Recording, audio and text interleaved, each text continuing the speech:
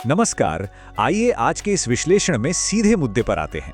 आज हम डिकोड करने वाले हैं एक ऐसी घटना को जिसने रातों रात इंटरनेट पर तहलका मचा दिया था। हम बात कर रहे हैं कॉकरोच जनता पार्टी के जन्म, इसके वायरल होने की कहानी और इसके पीछे छिपे उन राजनीतिक विवादों की जिन्होंने सबको चौंका कर रख दिया। 1.5 करोड़ यानी 15 मिलियन। जरा इस नंबर पे गौर कीजिए। ये कोई मामूली आंकड़ा नहीं है। ये उन फॉलोअर्स की संख्या है जो एक बिल्कुल नई रहस्यमयी राजनीतिक पार्टी ने इंस्टाग्राम पर सिर्फ और सिर्फ 5 दिनों के अंदर हासिल कर ली। सोचिए, महज 5 दिन और 15 मिलियन फॉलोअर्स।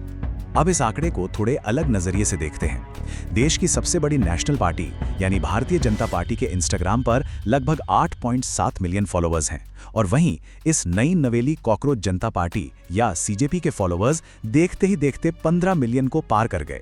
आखिर एक अनजान सी पार्टी ने इंटरनेट पर इतना बड़ा मोमेंटम कैसे बना लिया? चलिए इसकी तह तक जाते हैं। अब सवाल यह है कि इस डिजिटल भूचाल की शुरुआत आखिर हुई कहां से? तो चलिए कहानी के उस हिस्से पर चलते हैं जहां एक कोर्टरूम की टिप्पणी ने इस पूरे विवाद को जन्म दिया। दरअसल सुप्रीम कोर्ट के जज जस्टिस सूर्यकांत जी की केस की सुनवाई के दौरान एक टिप्पणी आई थी। उन्होंने कहा था, कुछ बेरोजगार युवा कॉकरोच जैसे होते हैं जो बाद में मीडिया, सोशल मीडिया या आरटीआई एक्टिविस्ट बनकर सिस्टम पर हमला करते हैं। जैसे ही बेरोजगार युवाओं की तुलना कॉकरोच से करने वाला ये बयान बाहर आया, सोशल मीडिया पर तुरंत एक भारी आक्रोश फूट पड़ा। हालांकि इसके तुरंत बाद जज साहब का स्पष्टीकरण भी आ गया था। उन्होंने साफ किया कि उनके मौखिक बयानों को मीडिया द्वारा गलत तरीके से पेश किया गया है। लेकिन न्याय प्रणाली में शब्दों का वजन बहुत भारी होता है और तब तक ये शब्द युवाओं के गुस्से में एक चिंगारी का काम कर चुका था। और बस यहीं से कहानी में एक दिलचस्प मोड़ आता है। बेरोजगार युवाओं ने इस पूरी बात को एक वायरल पहचान में बदल दिया। सोशल मीडिया पर मैं भी कॉकरोच का ट्रेंड आग की तरह फैलने लगा। युवाओं ने आर्टिफिशियल इंटेलिजेंस का इस्तेमाल करके ढेरों मीम्स और तस्वीरें बनानी शुरू कर दी और इस कथित अपमान को अपना हथियार बना लिया। देखते ही देखते ये वायरल मीम सिर्फ एक मीम नहीं रहा, इसने एक बाकायदा राजनीतिक पार्टी का रूप ले लिया। एक वेबसाइट बन गई और इस पार्टी ने खुद को आलसी और बेरोजगारों की आवाज बताना शुरू कर दिया। और इनका घोषणा पत्र, वो तो और भी अनोखा था। इन्होंने 5 बेहद आक्रामक और विशिष्ट मांगें रखीं। पहली, रिटायर होने के बाद किसी भी जज को राज्यसभा की सीट ना मिले। दूसरी, मुख्य चुनाव आयुक्त को यूएपीए के तहत गिरफ्तार किया जाए। तीसरी, महिलाओं को 50% आरक्षण मिले।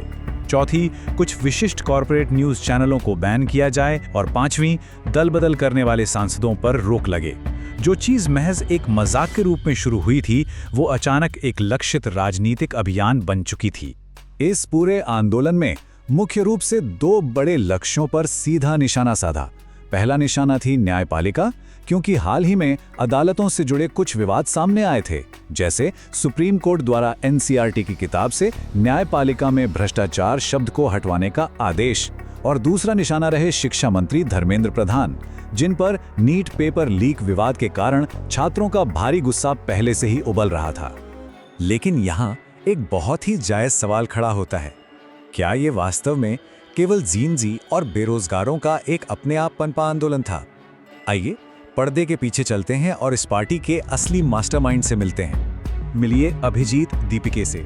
इस वायरल यूथ मूवमेंट के पीछे का दिमाग कोई आम परेशान युवा नहीं है, बल्कि ये अमेरिका की बोस्टन यूनिवर्सिटी से पब्लिक रिलेशंस यानी पीआर में मास्टर्स कर चुके एक उच्च शिक्षित प्रोफेशनल हैं। इन्होंने ही इस पूरे अभियान की नींव रखी।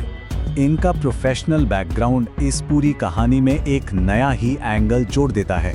टाइमलाइन पर नजर डालें तो 2018 में ये आम आदमी पार्टी के डायरेक्टर ऑफ कम्युनिकेशन रहे। 2019 से 2021 तक इन्होंने मुख्यमंत्री कार्यालय में कम्युनिकेशन फेलो के तौर पर काम किया और 2021 से 2024 तक दिल्ली सरकार के कम्युनिकेशन एडवाइजर रहे। यानी राजनीतिक सोशल मीडिया रणनीतियों से इनका बहुत गहरा और पुराना नाता रहा है। अब जरा घटनाओं के क्रम पर ध्यान दीजिए। क्रोनोलॉजी काफी दिलचस्प है। 13 मई को अरविंद केजरीवाल जी ने जेन जी से अपील की कि वे बाहर आएं और मंत्रियों को जेल भिजवाएं। ठीक इसके 2 दिन बाद 15 मई को जज साहब की कॉकरोच वाली टिप्पणी आती है और उसके अगले ही दिन 16 मई को कॉकरोच जनता पार्टी का विधिवत गठन हो जाता है। ये सटीक टाइमिंग कई विश्लेषकों को ये सोचने पर मजबूर करती है कि क्या इसकी पटकथा पहले से तैयार थी। खैर, इतनी जल्दी इतनी बड़ी सफलता मिले और विवाद ना हो, ऐसा तो हो ही नहीं सकता। रातों रात मिली इस बेतहाशा कामयाबी के बाद इस पार्टी के इर्द गिर्द कई गंभीर राजनीतिक संदेह और आरोप मंडराने लगे। जैसे ही ये मूवमेंट वायरल हुआ, समाजवादी पार्टी के अखिलेश यादव और टीएमसी की महुआ मोइत्रा जैसे प्रमुख विपक्षी नेताओं ने इसे अपना समर्थन दे दिया।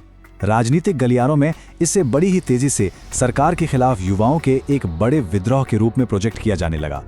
लेकिन आरोपों की माने तो पर्दे के पीछे कुछ और ही खेल चल रहा था। गंभीर दावे किए गए कि 15 मिलियन फॉलोअर्स का ये विशाल आंकड़ा कृत्रिम रूप से यानी आर्टिफिशियली बढ़ाया गया था। कहा गया कि लाखों अकाउंट्स असल में फर्जी बॉट हैं जिनमें केवल एक पोस्ट या सिर्फ एक फॉलोअर है। इतना ही नहीं, पाकिस्तान, बांग्लादेश और तुर्की जैसे देशों से भारी संख्या में फॉलोअर्स आने के दावे भी किए गए, जो इस पूरे आंदोलन में किसी विदेशी हस्तक्षेप की ओर इशारा करते हैं। इन सभी पीआर रणनीतियों, बॉट फॉलोअर्स और राजनीतिक खींचतान से थोड़ा पीछे हटकर सोचें तो ये पूरा घटनाक्रम हमारे लोकतंत्र की एक बहुत ही गंभीर और जमीनी हकीकत को सामने लाता है। और वो हकीकत ये है कि युवाओं में बेरोजगारी और परीक्षा के पेपर लीक जैसी समस्याओं को लेकर सच में एक गहरा दर्द और हताशा है। लेकिन जब इन असली मुद्दों को कोई सही और निष्पक्ष नेतृत्व नहीं मिलता तो एक लीडरशिप वैक्यूम पैदा हो जाता है और इसी खालीपन का फायदा उठाकर राजनीतिक अवसरवाद पनपने लगता है, जहां आम नागरिक अपनी वास्तविक समस्याओं और इन पीआर स्टंट्स के बीच फंसकर रह जाते हैं। तो अंत में ये पूरा डिजिटल विद्रोह एक बहुत ही महत्वपूर्ण सवाल छोड़कर जाता है। ये सब हमारे लोकतंत्र में युवा नेतृत्व और जवाबदेही की सच्ची स्थिति के बारे में क्या उजागर करता है? कैसे जेन्युइन शिकायतों और युवाओं की हताशा को आधुनिक राजनीति में रणनीतिक हथियारों के रूप में इस्तेमाल किया जा सकता है? ये एक ऐसा सवाल है जिस पर हम सबको विचार करना चाहिए। आज के इस विश्लेषण में हमारे साथ जुड़ने के लिए बहुत बहुत धन्यवाद।